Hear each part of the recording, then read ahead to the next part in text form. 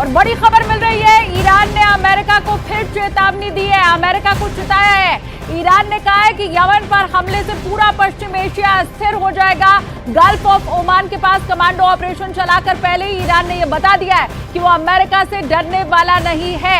बड़ी खबर देखिए, इस वक्त अमेरिका 3 मिसाइलों से परेशान है क्योंकि यमन में हूथी विद्रोही ऐसी मिसाइलों से लैस है जो कि उसके बड़े बड़े जहाजों को डुबो तक सकती हैं।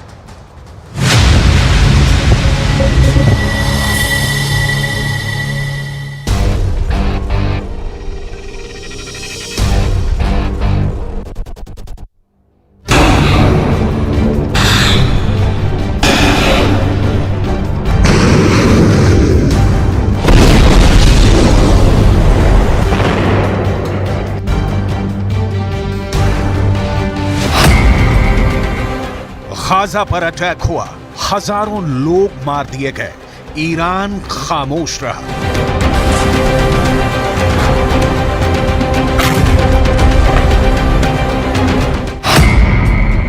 लेबनान पर अटैक हुआ, हमास का डिप्टी चीफ मार दिया गया, ईरान खामोश रहा।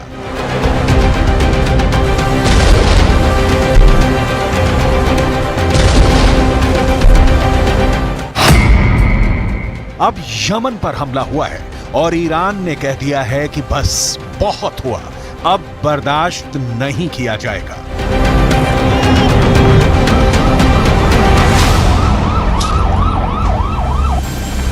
चौबीस घंटे के अंदर ईरान ने अपनी कमांडो फोर्स लॉन्च कर दी और इस ऑपरेशन का टारगेट बना अमेरिका।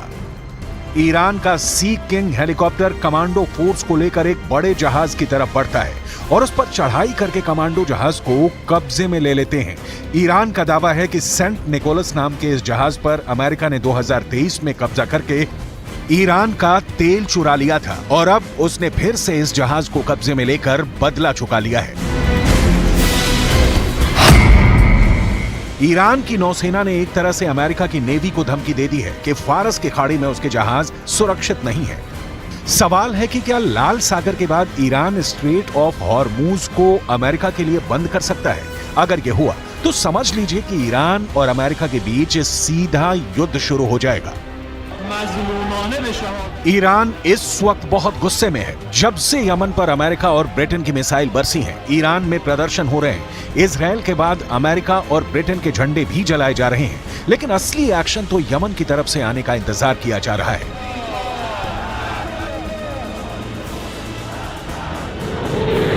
क्योंकि जब अमेरिका ने यमन पर मिसाइल दागने के लिए सुपर हॉर्नेट जेट लॉन्च किए, तब साइप्रस की जमीन से ब्रिटेन ने अपने यूरोफाइटर टाइफून लॉन्च करके यमन पर बम बरसाए हैं। वो 10-20 नहीं बल्कि दर्जनों बम और मिसाइलों से यमन को टारगेट किया है।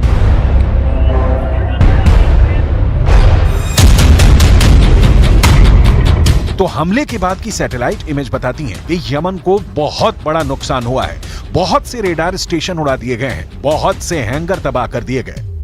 लेकिन इस हमले को लेकर यमन खामोश बैठेगा, इससे अमेरिका अब तक समझ नहीं पाया है। ये भीड़ अमेरिका और ब्रिटेन के हमले के खिलाफ सड़क पर उतरी है। في يوم الجمعة وهو يخرج في بقية الأيام ليؤكد على موقفه المبدئي في نصرة إخواننا في غزة، وأيضا أنه لا يبالي بالتهديدات وما تقوم به أمريكا من ضغط ثني اليمنيين عن موقفهم المبدئي في نصرة إخواننا في غزة. مؤيدون ومفوضون للقائد حفظه الله. والرسالة الثانية للدول القيادات العربية المنبطحة بأن الشعب اليمني شعب نابض، شعب متحرك، وأن الشعوب العربية شعوب حرة ولن تسكت على ما يحصل في فلسطين. ये गाजा में चल रहे युद्ध का एक्सटेंशन है, जिसमें अब इजरायल ने हमास को खत्म करने के लिए गाजा में हजारों टन बम गिराए हैं।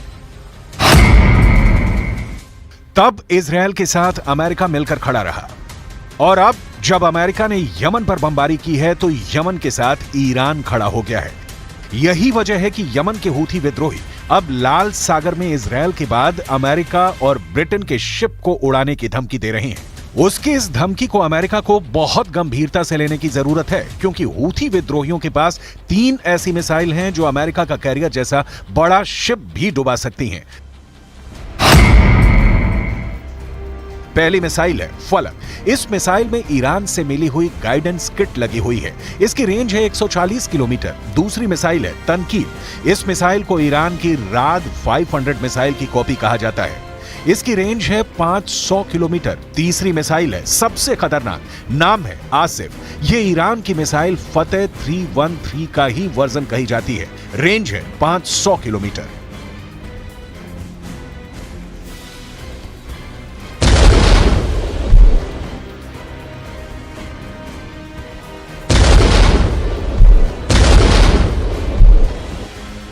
ईरान ने 4 साल पहले अपनी फतेह मिसाइल का ट्रेलर दिखाया था, जब उसने इराक में अमेरिकी सैन्य अड्डों पर हमले किए थे। ये वही मिसाइल है जिससे ईरान ने जनरल कासिम सुलेमानी की हत्या का बदला लिया था। ये वही मिसाइल है जिसके धमाकों ने 100 से ज्यादा अमेरिकी फौजियों को धमाके से जहनी रूप से बड़ी चोट पहुंचाई थी, जिसे ट्रॉमेटिक ब्रेन इंजरी भी कहते हैं। ईरान ने अपनी फतेह 110 मिसाइल से कई हमले किए और अमेरिका उन्हें रोकने में पूरी तरह फेल साबित रहा।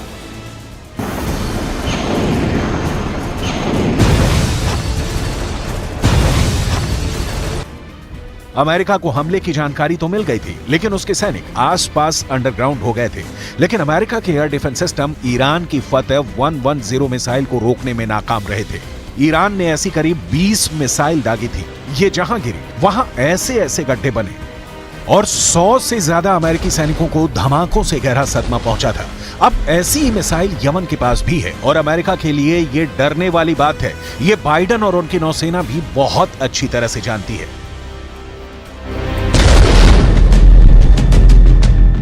गाजा में चल रही बमबारी के बाद यमन के हूथी प्रोएक्टिव हैं। उसको ईरान का पूरा समर्थन भी है। वो लाल सागर में इजराइल के जहाजों को निशाना बना रहा है, तो वहीं अमेरिका और ब्रिटेन ने यमन पर चढ़ाई शुरू कर दी है। आखिर समंदर में ऐसा उबाल क्यों आ रहा है? अब यमन के हूथी विद्रोहियों ने इजराइल और उससे जुड़े जहाजों पर हमले तेज कर दिए हैं। यानी अदन की खाड़ी और लाल सागर में अब कार्गो जहाज के 2 दुश्मन तैयार हैं।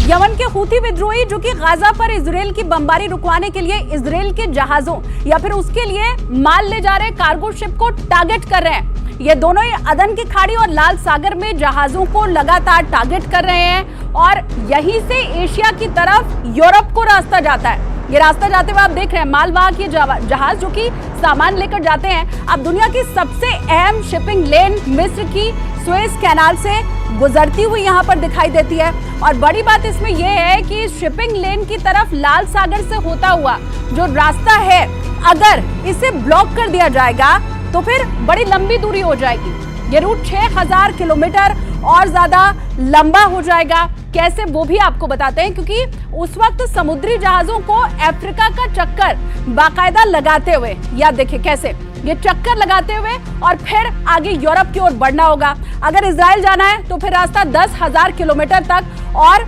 ज्यादा हो जाएगा। ये देखिए इजराइल तक 10,000 किलोमीटर का, क्योंकि ये पूरा घूम करके स्ट्रेट जो है ये जाना पड़ेगा। 3 से 5 दिन का सफर इसमें और ज्यादा लगेगा। यानी कि फासला भी ज्यादा, पैसा भी ज्यादा, लागत भी ज्यादा, वक्त भी ज्यादा और कारोबार पूरी तरह से चौपट। सामान कितना महंगा हो जाएगा ये भी इसी के साथ आप समझ सकते हैं। और यही है यमन के हूथी विद्रोहियों का टारगेट। यमन के हूथी विद्रोही इस वक्त गाजा में बमबारी का बदला इजराइल के जहाजों को बनाकर करना चाहते हैं और ऐसे हमले उन्होंने तेज करने का ऐलान कर दिया है। हूथी विद्रोही लगातार इजराइल पर हमला कर रहे हैं। वो क्रूज मिसाइल भी फायर कर रहे हैं। बैलिस्टिक मिसाइल से भी इजराइल के दक्षिणी इलाकों पर अटैक कर रहे हैं। साथ में इजराइल और अमेरिका को लगातार धमकियां दे रही हैं। हूथी विद्रोहियों के टारगेट 2 हैं। पहला है इजराइल और दूसरा है अमेरिका। हूथी विद्रोहियों ने इजराइल के शिप को टारगेट करना शुरू कर दिया है। वो अमेरिका को भी अपना दुश्मन नंबर 2 मानता है। लेकिन अभी के हालात और तेवर बता रहे हैं कि यमन का सबसे बड़ा दुश्मन अमेरिका बन चुका है। गाजा में चल रही जंग के बाद दुनिया में कारोबार के लिहाज से हालात कितने गंभीर हो चुके हैं, इसका खतरा सब महसूस करने लगे हैं।